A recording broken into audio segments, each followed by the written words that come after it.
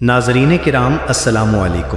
1192 عیسوی میں جب صلح رملہ کے بعد صلیبی جنگوں کا تیسرا مرحلہ اختتام کو پہنچا تو سلطان صلاح الدین ایوبی نے ایک عظیم مجاہد اور مدبر کی حیثیت سے تاریخ میں اپنا مقام ہمیشہ کے لیے محفوظ کر لیا۔ اس وقت وہ تقریباً 54 سال کے تھے اور مسلسل جنگوں، سفارتکاری، سیاسی دباؤ اور قوم کی رہنمائی کے بوجھ نے ان کے جسم و جان کو تھکا دیا تھا۔ اس قسط میں ہم اس عظیم قائد کی زندگی کے آخری سال، طبیعت میں ناسازی اور ان کی بے مثال وصیت کا تفصیلی جائزہ لیں گے۔ سلطان صلاح الدین کے دل میں بیت المقدس کی آزادی کے بعد ایک خاص سکون تھا، لیکن ان کی ذمہ داریاں ختم نہ ہوئیں۔ وہ جانتے تھے کہ صلیبی جنگوں کی صورت میں خطرہ ابھی مکمل ختم نہیں ہوا اور ان کی غیر موجودگی میں امت پھر سے بکھر سکتی ہے۔ یہی وجہ تھی کہ فتح کے بعد وہ اپنے دارالحکومت دمشق واپس آئے، جہاں انہوں نے مختلف انتظامی اصلاحات کا آغاز کیا۔ انہوں نے بیت المال کی حالت بہتر بنائی، غریبوں کی مدد کے لیے اوقاف قائم کیے اور جہاد کے بعد اب تعمیر امت کی طرف متوجہ ہوئے۔ ان کے ساتھ ان کے قریبی مشیر، بیٹے، بھائی اور دیگر جرنیل موجود تھے، جنہیں وہ روزمرہ کی ذمہ داریوں میں شریک کرتے تھے۔ ان کی زندگی سادگی، عبادت اور عدل سے بھری ہوئی تھی۔ وہ راتوں کو عبادت کرتے، دن کو عوام کے مسائل سنتے اور ہر وقت اپنی فوج، خزانے اور عوامی امور کا جائزہ لیتے۔ 1193 عیسوی کے آغاز میں ان کی صحت میں تبدیلی آنے لگی۔ طبیعت میں سستی، کمزوری اور بار بار بخار کی شکایت رہنے لگی۔ طبیبوں نے علاج کیا مگر ان کی طبیعت ناسازی ہوتی گئی۔ وہ دمشق کے قلعہ میں آرام کرتے لیکن کبھی بھی ریاستی امور سے غافل نہ ہوئے۔ ان کا دل امت کے مستقبل کے لیے دھڑکتا رہا اور وہ بار بار اپنے بیٹوں کو بلاتے، نصیحت کرتے اور امت کے اتحاد کا پیغام دیتے۔ جب حالت مزید بگڑ گئی تو ان کے قریبی دوست اور بھائی عادل، بیٹے الظاہر اور دیگر اہل خانہ کو بلایا گیا۔ وہ سب ان کے گرد بیٹھے رہے اور سلطان صلاح الدین نے ایک انتہائی عظیم اور تاریخی وصیت کی۔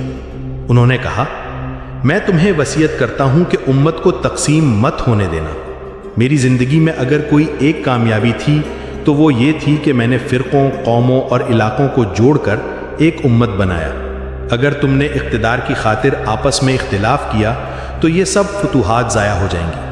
میری خواہش ہے کہ تم عدل پر قائم رہو، عوام کی خدمت کرو اور بیت المقدس کی حفاظت کرو۔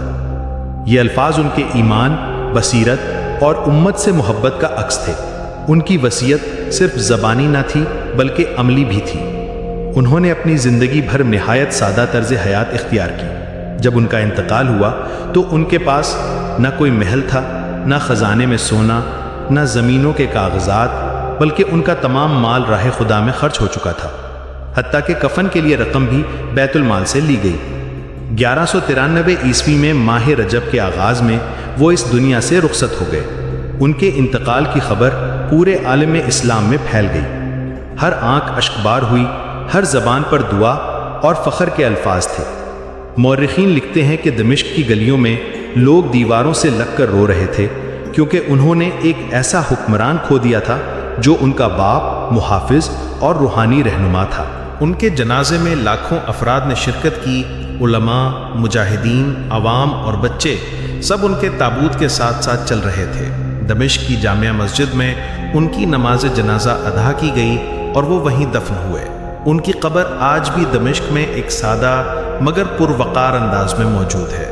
ان کے مزار کے باہر ایک تختی ہے جس پر لکھا ہے، یہ وہ مرد ہے جس نے بیت المقدس کو آزاد کروایا اور اپنی زندگی قوم کی خدمت میں گزار دی۔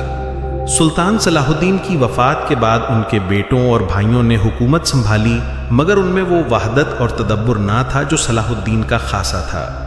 حکومت چند سالوں میں تقسیم ہو گئی اور مسلم دنیا ایک بار پھر انتشار کا شکار ہو گئی، لیکن اس کے باوجود صلاح الدین ایوبی کا نام ہمیشہ کے لیے ایک امید، ایک جذبہ اور ایک مثالی قیادت کی علامت بن گیا۔ سلطان صلاح الدین نے ہمیں یہ سکھایا کہ اگر نیت خالص ہو، قیادت دیانتدار ہو اور مقصد اللہ کی رضا ہو تو کوئی بھی قوم دنیا کی سب سے بڑی طاقتوں کو شکست دے سکتی ہے۔ انہوں نے صرف میدان جنگ میں نہیں بلکہ اخلاق، رحم، انصاف اور بھائی چارے میں بھی سب سے اعلیٰ مثالیں قائم کی۔ محترم ناظرین، یہ معلومات مختلف معتبر اسلامی و تاریخی کتب سے مستند تحقیق کے بعد ترتیب دی گئی ہیں، جن میں ابن اسیر، ابن خلقان، ڈاکٹر علی محمد السلابی اور مستشرقین کی کتابیں شامل ہیں۔ مکمل حوالہ جات ڈسکرپشن میں دیے گئے ہیں۔ محترم ناظرین، سلطان صلاح الدین ایوبی کی اس سنہری داستان کے اختتام پر ہم ایک اور سنہرا باب کھولنے جا رہے ہیں۔ وہ باب جہاں شجاعت کی گونج سنائی دیتی ہے، غیرت کی خوشبو محسوس ہوتی ہے اور ایمان کا پرچم بلند نظر آتا ہے۔ ہماری اگلی سیریز ایک ایسے سلطان پر ہے جو تخت و تاج کے مالک بھی تھے اور اسلام کے لیے میدان جنگ کے فاتح بھی۔ وہ عظیم سپاہ سالار جس کا نام سن کر آج بھی باطل کے ایوانوں میں لرزہ طاری ہو جاتا ہے، وہ ہیں غزنی کا شیر، اسلام کا جانباز اور فاتح سومنات سلطان محمود غزنوی۔ پھر جلد ملاقات ہوگی تاریخ کے اس سنہرے باب کے ساتھ۔ تب تک اپنے میزبان کو دیجیے اجازت۔ اللہ حافظ۔